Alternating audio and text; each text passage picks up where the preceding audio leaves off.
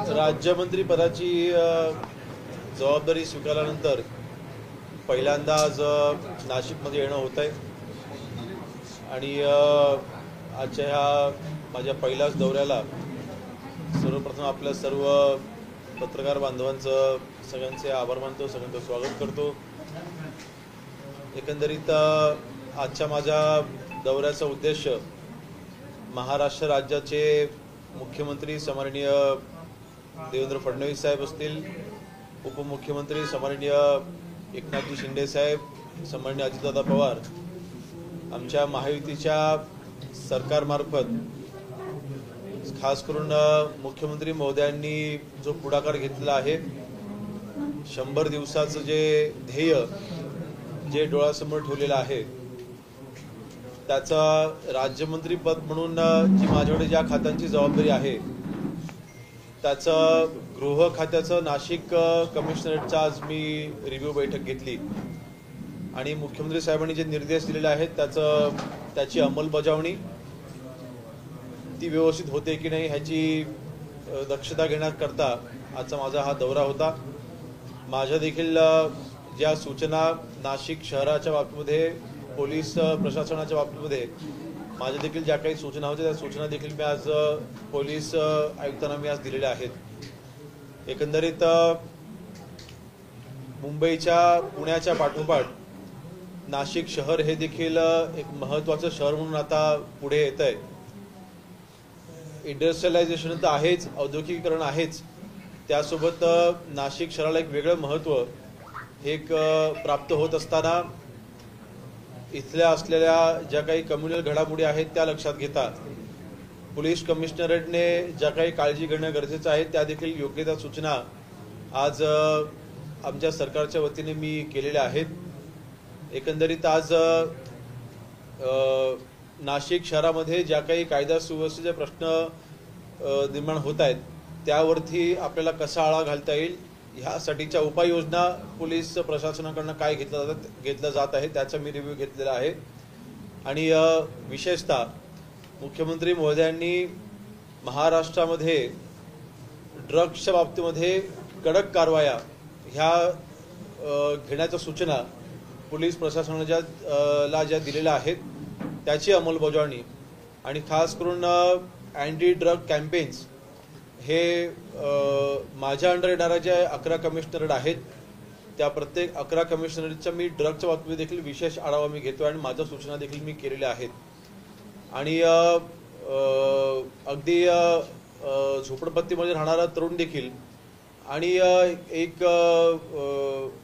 हाय सोसायटीमध्ये राहणारा तरुण देखील आज ड्रगच्या आरी गेलेला आपल्याला जाताना आपण पाहतो, त्याच्यावरती आपल्याला कसा आळा घालता येईल, ड्रग पेडलर्सवरती आजपर्यंत नाशिक पोलिसांकडून काय कारवाई केली गेली ह्याचा रिव्ह्यू मी घेतलेला आहे। आणि तिथे सूचना देत असताना मी सूचना केलेली आहे की ड्रगच्या बाबतीमध्ये 0 टॉलरन्सच्या बाबतीमध्ये देखील मी तिथे पोलीस प्रशासनाला सूचना केलेल्या आहेत की जे काही कन्झम्पशन चाललेलं आहे, ड्रग कन्झ्युम जे करतायत, जे ड्रगचं सेवन करतायत त्यांच्यावरती देखील तितकीच कारवाई आणि त्यांच्यावरती देखील तितकंच लक्ष हे पोलीस प्रशासनाचं असणं गरजेचं आहे। एकंदरीत ड्रगच्या बाबतीमध्ये कडक कारवाई करण्याचे निर्देश आज मी नाशिक पोलीस प्रशासनाला मी आज दिलेले आहेत। दुसरं, ज्युवेनाईल केसेस म्हणजे अल्पवयीन मुलांचं क्राईममध्ये वाढणारे इन्व्हॉल्वमेंट ही एक महाराष्ट्राकरता किंवा आपल्या देशामध्ये एक चिंताजनक बाब आहे।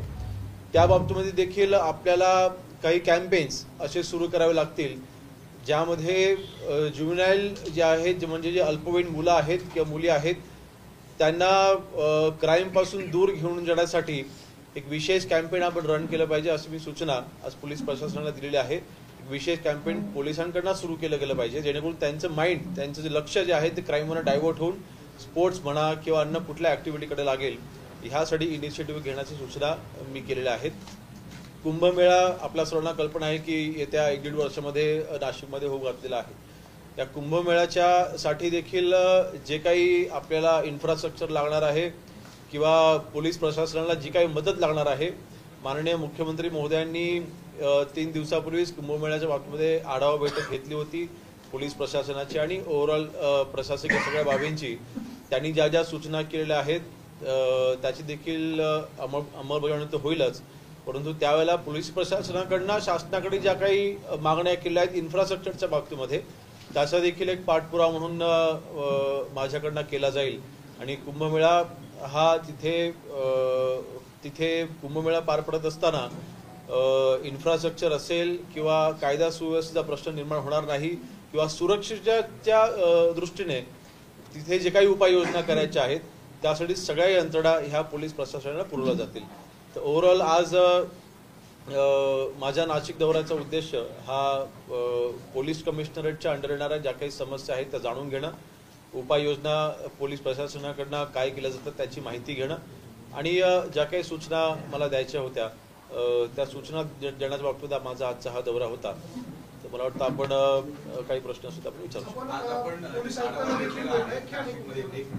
आज आपण जे आढावा घेतलेला आहे नाशिकमध्ये मागच्या काही दिवसांपासून नाशिकमध्ये जे तुम्ही आता ग्रस्त केला हा एक मुद्दा मेजर गाजलेला आहे आणि चेन स्नॅचिंगच्या ज्या घटना आहेत ते वारंवार करतायत त्या संदर्भात काही आपली चर्चा झाली। चेन स्नॅचिंगच्या घटना ह्या ज्यावेळेला नाशिक शहरामध्ये वाढत होत्या त्यानंतर पोलीस प्रशासनाकडनं जे काही ऍक्शन घेतलं गेलं आहे त्यांनी त्याचा आकडा देखील माझ्यासमोर ठेवला आहे।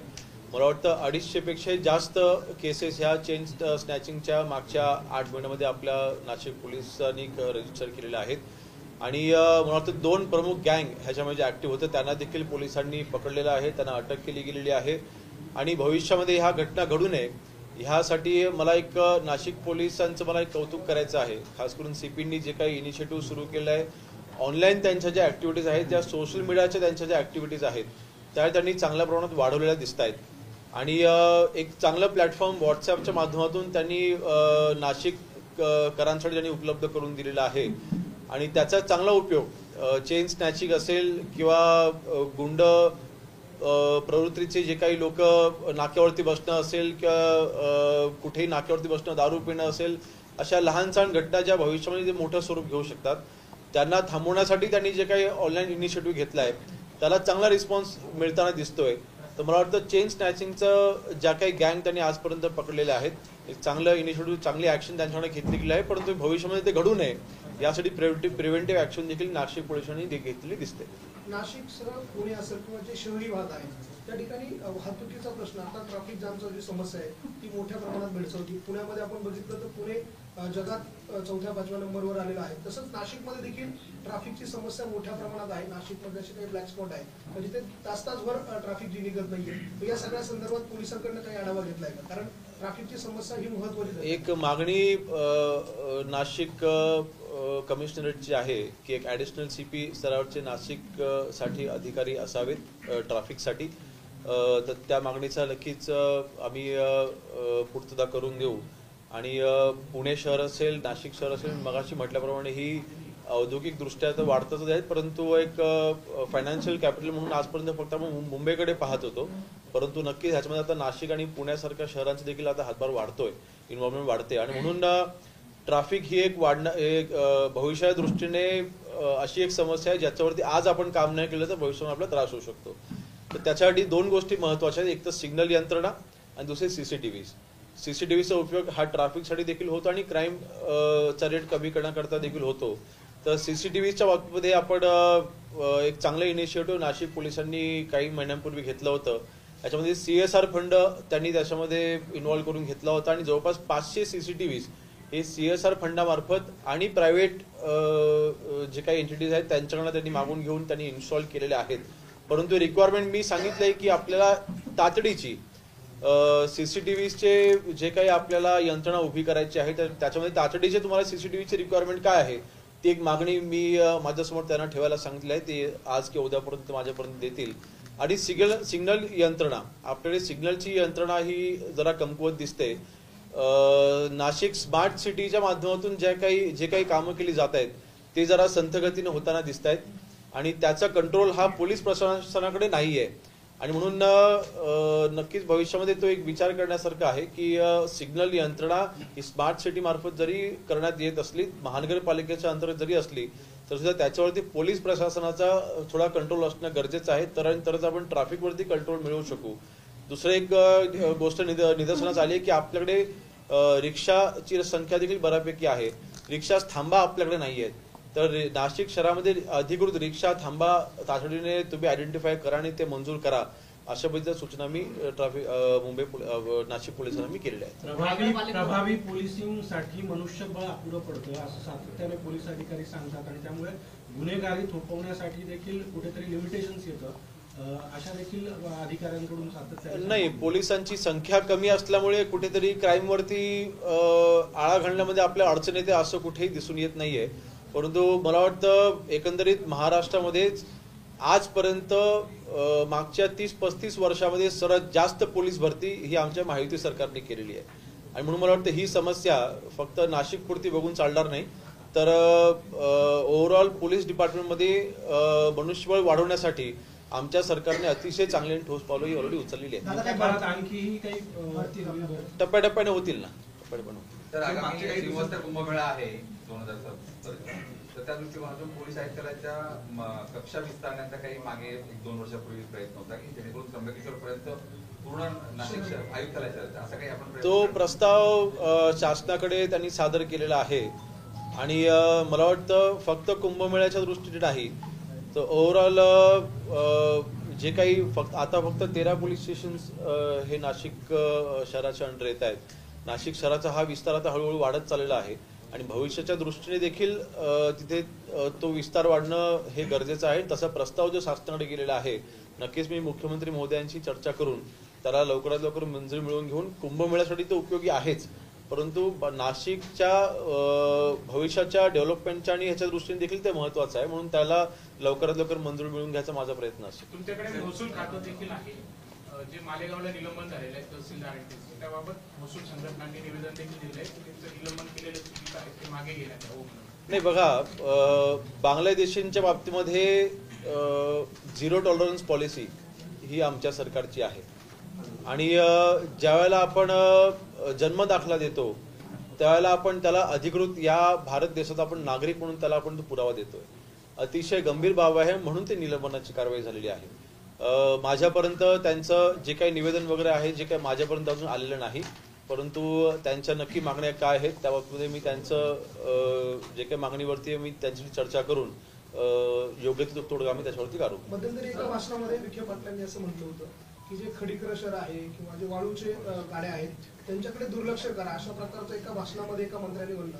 आणि विशेषतः महसूल विभाग त्यांच्याकडे नव्हता, पूर्वी होता, पण अशा पद्धतीनं त्यांचं जे विधान आहे त्यामुळे या सगळ्या माफियांना बळ मिळते असे नाही. राधाकृष्ण विखे पाटील साहेब स्वतः हे महसूल मंत्री राहून गेलेले आहेत, ते माझ्यापेक्षा सिनियर आहेत आणि मला वाटतं त्यांच्या वक्तव्याचा विपर्यास आपण करू नये. एका मुश्किल टिप्पणी करायची ती असावी मला माहिती नाही, परंतु बघा शेवटी आज आमचं सरकार कुठल्याही वाळू माफियांना पाठीशी घालणार नाही. किंबहुना वाळूचं धोरण हे नवीन वाळूचं धोरण सन्माननीय महसूल मंत्री बावनकुळे साहेबांनी तयारी केलेलं आहे आणि लवकरच आपण ते पब्लिकसाठी खुलं देखील करतो. नवीन कायदा आपण आणतो आहोत आणि त्याच्यामध्ये वाळू माफियांना कुठेही जागा राहणार नाही. वाळू माफियांवरती कडक गुन्हे दाखल होतील, त्यांच्यावरती कडक कारवाया होतील, अशा पद्धतीचा तो नवीन कायदा आपण आणतोय. मला वाटतं बावनकुळे साहेब त्याच्या बाबतीत लवकरच घोषणा की आमच्या सरकारमार्फत लवकरच घोषणा देखील होईल. परंतु मला वाटतं वाळू माफियांच्या बाबतीमध्ये कुठेही त्यांना पाठीशी घालण्याचं काम होणार नाही. बाबा सिद्दीकीची जे हत्या झाली होती त्यांच्या डायरीमध्ये काही भाजपची नेत्यांची नाव आहेत अशा पद्धतीचं स्टेटमेंट जे आहे त्यांच्या पुत्रांनी दिलेले आहे. आपण या सगळ्या संदर्भात काही माहिती घेतली किंवा काही? नाही, मी अजूनपर्यंत ब्रीफिंग घेतलं नाही कारण मी सकाळपासूनच बाहेर आहे. परंतु बाबा सिद्दीकीजींच्या केसमध्ये लॉरेन्स बिश्नोई गँगची जी इन्व्हॉल्वमेंट होती तीच इन्व्हॉल्वमेंट दिसते. त्यांचे जे सुपुत्र आहेत ते माझे चांगले ते आमदार होते, स्वतः माझे चांगले सहकारी आहेत, माझे मित्र आहेत. त्यांच्याकडनं देखील त्यांना जी शंका आहे त्या बाबतीमध्ये देखील त्या अँगलने देखील पोलीस ही यंत्रणा ही काम करते. ते बघा, तो रेफरन्स कशा करताय ह्याच्याबद्दल आपल्याला माहिती नाही, त्यामुळे आपण कुठल्याही निष्कर्षावरती पोहोचणं हे चुकीचं राहील. त्यांनी ते नाव नोंद करत असताना त्यांनी रेफरन्स काय घेतलेलं आहे, ते नाव कशासाठी नमूद केलेलं आहे ह्याची माहिती जोपर्यंत समोर येत नाही तोपर्यंत कुठलेही तर्क लावणं हे चुकीचं राहील. धनंजय मुंडे यांच्या विरोधात काही पुरावे दिलेले अजितदादांकडे आणि मुंडेंच्या राजीनाम्याची मागणी केली. नाही, मला वाटतं त्या बाबतीत वरिष्ठ नेते आमचे बोलतील. रायगडच्या पालकमंत्री बांगलादेशी जे जन्म प्रमाणपत्र दिले जात आहेत आपले, त्यामध्ये तहसीलदारांना निलंबित करण्यात आलंय, पण जन्म प्रमाणपत्र हे स्थानिक नगरपालिका, ग्रामपंचायत किंवा ज्या ज्या ठिकाणी दिले जातात.